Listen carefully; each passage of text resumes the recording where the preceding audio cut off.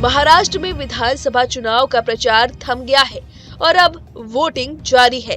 राज्य की सभी 288 विधानसभा सीटों पर एक ही चरण में 20 नवंबर को मतदान है, जिसमें 4136 उम्मीदवारों की किस्मत दांव पर लगी है।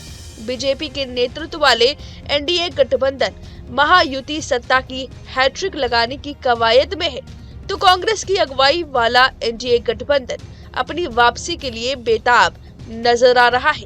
वहीं 2024 से नेशनल पार्टी के सपने देखने वाली एआईएमआईएम महाराष्ट्र में अपनी किस्मत आजमा रही है।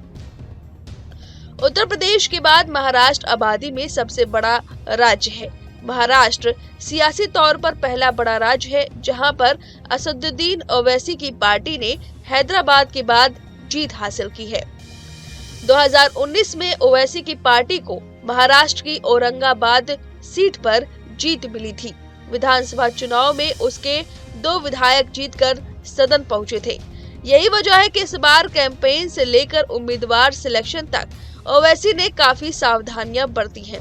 ओवैसी की पार्टी ने उन्हीं सीटों पर इस बार उम्मीदवार उतारे हैं जहां मुस्लिम गेम चेंजर की भूमिका में है।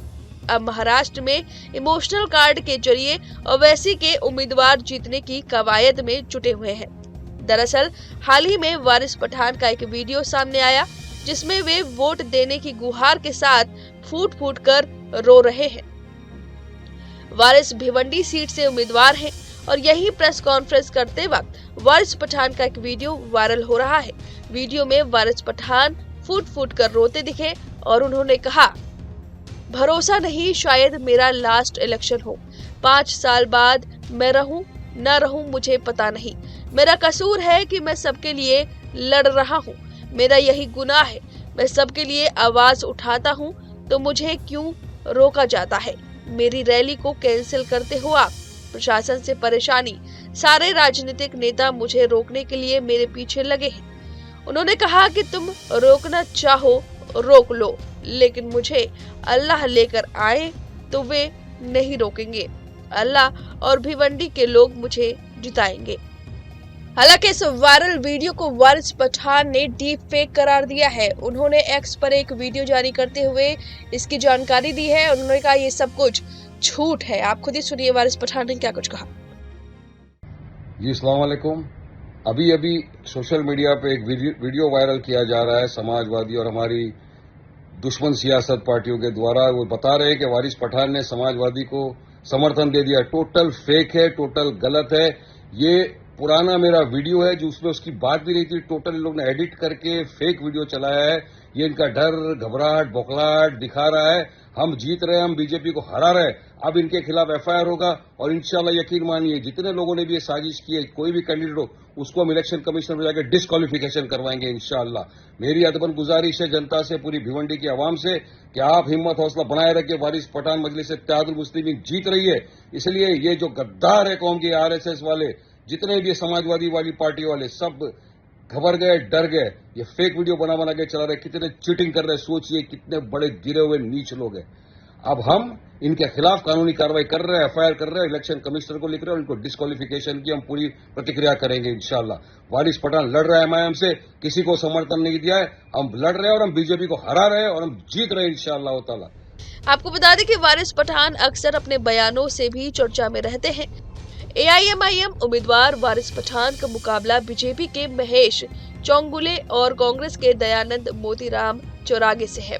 भिवंडी पश्चिम सीट परिसीमन के बाद 2008 में बनी है। 2009 में इस सीट पर पहला चुनाव हुआ था। पहले चुनाव में समाजवादी पार्टी के उम्मीदवार अब्दुल राशिद ताहिर मोमीन ने जीत दर्ज की थी। इसके बाद 2014 और 2019 में महेश चौगुले ने जीत दर्ज की। इस चुनाव में भिवंडी पश्चिम सीट पर भी दिलचस्प मुकाबला होता नजर आ रहा है।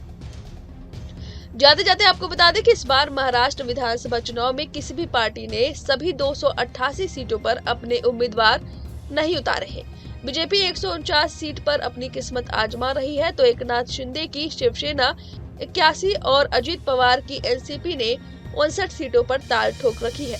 इसी तरह 101 विधानसभा सीट पर कांग्रेस के कैंडिडेट मैदान में है, तो शरद पवार की एनसीपी 86 सीट और उद्धव ठाकरे की पार्टी शिवसेना 95 सीटों पर चुनाव लड़ रही है। बसपा सबसे ज्यादा सीटों पर चुनाव लड़ रही है, 237 सीट पर अपनी किस्मत आजमा रही है, तो प्रकाश अंबेडकर की वंचित बहुजन अघाड़ी ने 200 सीटों पर प्रत्याशी खड़े किए हैं। अब इस खबर पर आपकी जो भी राय है हमें कमेंट करके जरूर बताएं।